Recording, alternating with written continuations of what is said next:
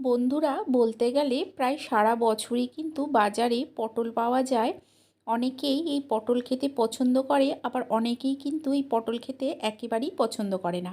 তবে আজকে আমি যে নিরামিষ রেসিপিটা নিয়ে এসেছি, এই রকম রেসিপি থাকলে কিন্তু মাছ মাংসের প্রয়োজন হবে না।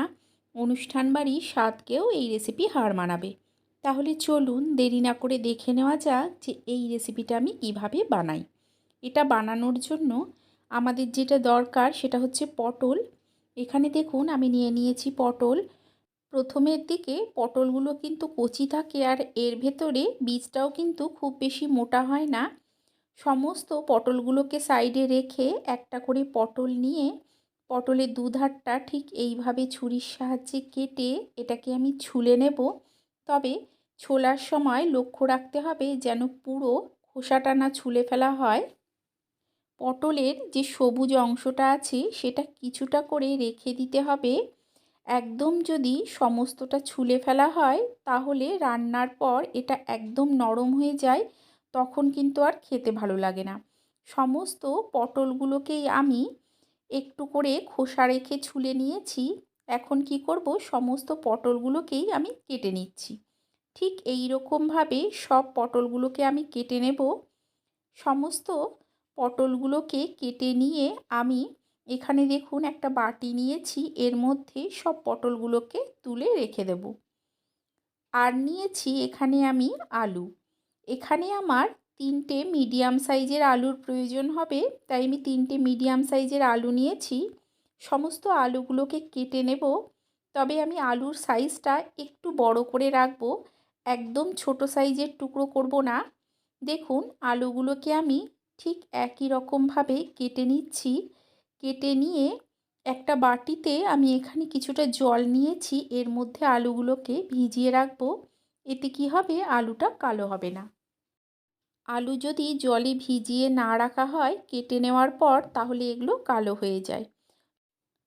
সমস্ত আলুগুলোকে জলে ভিজিয়ে এখানে দেখুন একটা পাত্রে আমি কিছুটা গরম জল বসিয়ে দিয়েছি। এতে দিয়ে দিচ্ছি সমস্ত কেটে রাখা আলুগুলো। আলুগুলোকে দিয়ে এটাকে আমি গরম জলে কিছুটা সেদ্ধ করে নেব। 20% মতো সেদ্ধ করে নেব। দেখুন এটাকে আমি সেদ্ধ করে নিয়েছি, এখন এটার জলটা ঝরিয়ে নেব।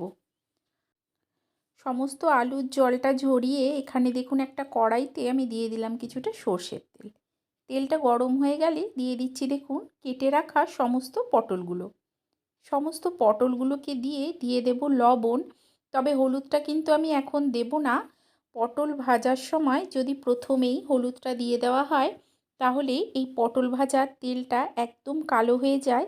এতে কি হয়, পরে যখন রান্নাটা করা হয় তখন রান্নার রঙটা নষ্ট হয়ে যায়। দেখুন পটলটাকে আমি অল্প কিছুক্ষণ ভেজে নিয়েছি, পটলটা অনেকটাই নরম হয়ে চলে এসছে। গ্যাসের ফ্লেমটাকে লো টু মিডিয়ামে করে পটলটাকে ভালো করে ভেজে নিতে হবে। দেখুন উল্টে পাল্টে আমি পটলটাকে ভালো করে ভেজে নিচ্ছি।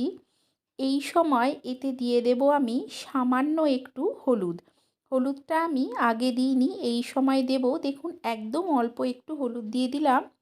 হলুদটা দিয়ে মিশিয়ে আরও অল্প কিছুক্ষণ ভেজে নিতে হবে, যাতে পটলের মধ্যে হলুদের কাঁচা গন্ধটা না থাকে। সেই জন্য দেখুন আমি পটলটাকে আরও কিছুক্ষণ ভেজে নিচ্ছি। এই রেসিপিতে পটলটা ভালো করে ভাজা হলে তবেই কিন্তু খেতে ভালো লাগবে। দেখুন আমি উল্টে পাল্টে ভালো করে ভেজে নিয়েছি, এখন এগুলোকে আমি তুলে নেব। সমস্ত পটলগুলোকে তুলে নিয়ে ওই তেলেই আলুগুলোকেও আমি ভেজে নেব। গরম জলে ভাপিয়ে নেওয়া আলুগুলোকে দিয়ে দিলাম লবণ আর হলুদ। লবণ আর হলুদ দিয়ে প্রথমে আলুর সঙ্গে খুব ভালো করে মিশিয়ে নিতে হবে, যাতে হলুদটা খুব সুন্দরভাবে আলুর সঙ্গে মিশে যায়। দিয়ে গ্যাসের ফ্লেমটাকে মিডিয়ামে করে আমি আলুগুলোকে ভেজে নেব। দেখুন গ্যাসের ফ্লেমটাকে মিডিয়ামে করে আমি উল্টে পাল্টে আলুগুলোকে ভেজে নিচ্ছি। এগুলো আমার প্রায় ভাজা হয়ে গেছে। এখন কি করব, সমস্ত আলুগুলোকে আমি তুলে নেব। সমস্ত আলুগুলোকে তুলে নিয়ে ওই কড়াইতেই দিয়ে দিচ্ছি আর কিছুটা সর্ষের তেল। ফোড়নে দিচ্ছি 2টো এলাচ, 2 খণ্ড দারচিনি আর কয়েকটা লবঙ্গ। এর সঙ্গে দিয়ে দেব আমি হাফ চামচের মতো গোটা জিরে। সমস্ত ফোড়নগুলোকে কয়েক সেকেন্ড ভেজে নিতে হবে। ফোড়নটাকে কয়েক সেকেন্ড ভেজে নিয়ে এতে দিয়ে দেব আমি একটা চিড়ে নেওয়া কাঁচা লঙ্কা, দিয়ে এতে দিয়ে দেব একটা ছোট সাইজের টমেটো। কাঁচা লঙ্কা আর টমেটোটাকে কিছুক্ষণ ভেজে নিতে হবে।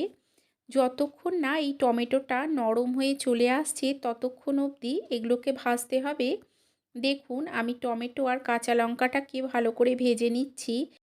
টমেটোটা যখন কিছুটা নরম হয়ে আসবে তখন এখানে দিয়ে দিচ্ছি দেখুন 1 চামচ আদা বাটা, দিয়ে দিচ্ছি 1 চামচ জিরে গুঁড়ো, আর দিয়ে দিচ্ছি হলুদ গুঁড়ো, এর সঙ্গে দিয়ে দিচ্ছি 1 চামচ লঙ্কার গুঁড়ো। দিয়ে অল্প একটু জল দিয়ে দেবো যাতে মশলাটা না পুড়ে যায়। জলটা দিয়ে মশলাটাকে ভালো করে মিশিয়ে নিয়ে মশলাটা কষিয়ে নিতে হবে। ঝালটা আপনারা আপনাদের স্বাদ অনুযায়ী দেবেন। যদি মনে হয় ঝাল কম খাচ্ছেন সেক্ষেত্রে লঙ্কার গুঁড়োর পরিমাণটা কমিয়ে দিতে পারেন। দেখুন গ্যাসের ফ্লেমটাকে লো টু মিডিয়ামে করে আমি মশলাটাকে কিছুক্ষণ কষিয়ে নিচ্ছি।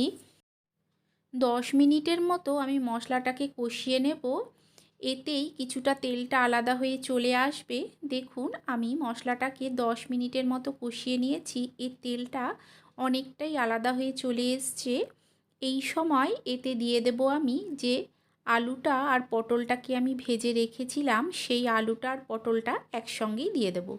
একসঙ্গে দিয়ে মশলার সঙ্গে মিশিয়ে আরও কিছুক্ষণ এটাকে কষিয়ে নিতে হবে। আপনাদের যদি এই রেসিপিটা ভালো লেগে থাকে লাইক করে দেবেন, শেয়ার করে দেবেন আর কমেন্ট করে জানাবেন যে কেমন লাগলো। চ্যানেলটাকে অবশ্যই সাবস্ক্রাইব করে দিয়ে পাশে থাকা বেল আইকনটা প্রেস করে দেবেন, যাতে নতুন কোনো ভিডিও দিলেই সবার আগে আপনার কাছে পৌঁছে যায়। আর যদি ফেসবুক থেকে দেখেন তাহলে চ্যানেলটাকে অবশ্যই ফলো করে নেবেন। আলু আর পটলের সঙ্গে মশলাটাকে দেখুন আমি খুব ভালো করে কষিয়ে নিয়েছি। এখন এতে দিয়ে দেব আমি জল। আপনারা যতটুকু ঝোল রাখবেন সেই অনুযায়ী জলটা দেবেন। আমি খুব বেশি ঝোল রাখবো না, সেই জন্য অনেকটা জল দিলাম না। ভালো করে দেখুন মশলাটাকে জলের সঙ্গে মিশিয়ে নিয়ে দিয়ে দিচ্ছি স্বাদ অনুযায়ী লবণ। লবণটা সবসময় আপনারা আপনাদের স্বাদ অনুযায়ী দেবেন। দিয়ে ঢাকা দিয়ে এগুলো সেদ্ধ হতে দেব।